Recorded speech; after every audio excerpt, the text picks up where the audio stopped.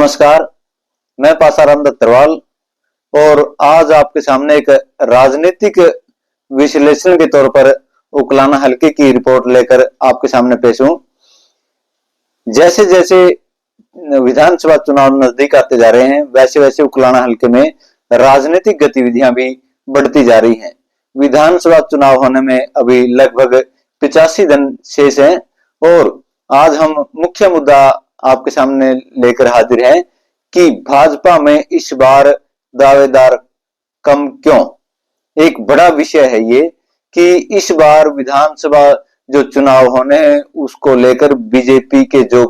दावेदार हैं उनमें भारी कटौती क्यों आई। आइए विस्तार से इस बारे में आपसे चर्चा करते हैं।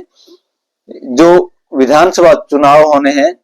इसमें कहीं ना कहीं जो अब तक 85 दिन का शेष समय है, लेकिन दावेदारों में कमी नजर आ रही है। उससे पहले एक बार हम प्रकाश डालते हैं 2019 के चुनाव में। 2019 में जो विधानसभा चुनाव हुए उससे लगभग 6 महीने पहले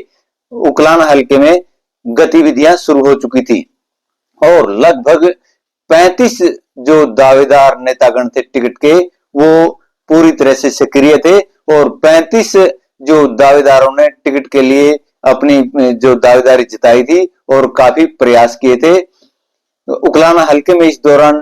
तत्कालीन मुख्यमंत्री मनोहर लाल के कार्यक्रम भी हुए थे, जिसमें सभी जो दावेदारों ने अपनी जी जान लगाई थी और कार्यक्रम को सफल बनाया था और पार्टी का प्रचार प्रसार किया था, जिससे कहीं ना कहीं भाजपा को फायदा भी हुआ था और काफी जो प्रचार है बीजेपी का 35 प्रत्याशी होने के कारण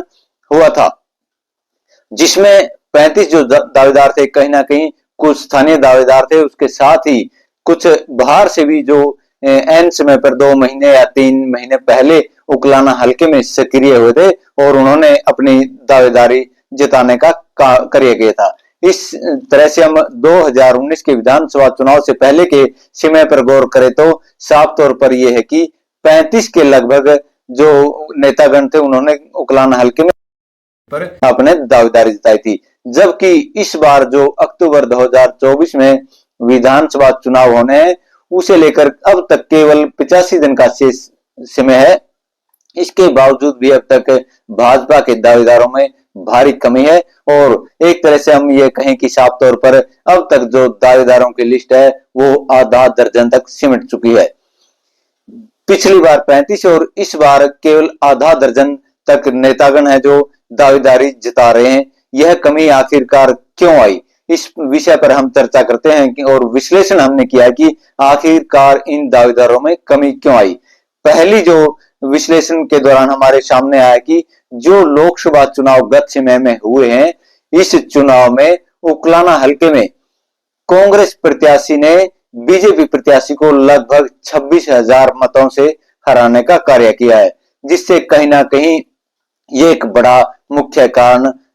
कम दावेदारी होने में जताया गया है। इसके साथ ही भारतीय जनता पार्टी की जिसकी लोकसभा में हरियाणा की 10 की 10 लोकसभा सीटें थी, इस बार हुए लोकसभा चुनाव में बीजेपी ने 5 लोकसभा सीटें गंवाने का काम किया है, जिससे कहीं ना कहीं ये भी एक मुख्य कारण इसका माना जा रहा है। और इसके साथ ही जो एक बड़ा मुख्य कारण यह है कि उकलाना हलके में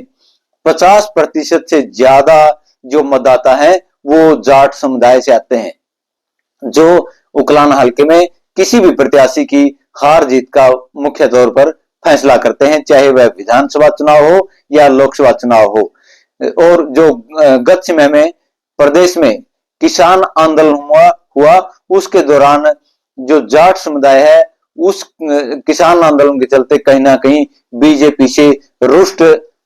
बना हुआ है, एक तरह से नाराज बना हुआ है और उसी के कारण जो लोकसभा चुनाव हुआ उसमें जाट मतदाताओं ने कहीं ना कहीं अपनी नाराजगी बीजेपी से जताई, जिस कारण जो बीजेपी को लोकसभा में नुकसान हुआ और कांग्रेस को उसका फायदा हुआ। इस तरह से कहीं ना कहीं प्रत्याशियों को लगता होगा या दावेदारों को लगता होगा कि जब जाट मतदाता बीजेपी से एक तरह से नाराज है किसान आंदोलन के चलते, जिसका असर विधानसभा चुनाव में भी पड़ सकता है। इस तरह से 3 मुख्य कारण हमारे सामने आए हैं कि जो दावेदार हैं बीजेपी के वो इस कारण कम नजर आ रहे हैं और यह आंकड़ा लगभग आधा दर्जन तक सिमट चुका है। बाकी समय पर हम देखते रहेंगे कि अब तक 85 दिन का शेष विधानसभा चुनाव में बाकी है। इस दौरान यह सूची आधा दर्जन तक सिमटती है या इन दावेदारों की सूची में कुछ और नाम जुड़ते हैं। धन्यवाद।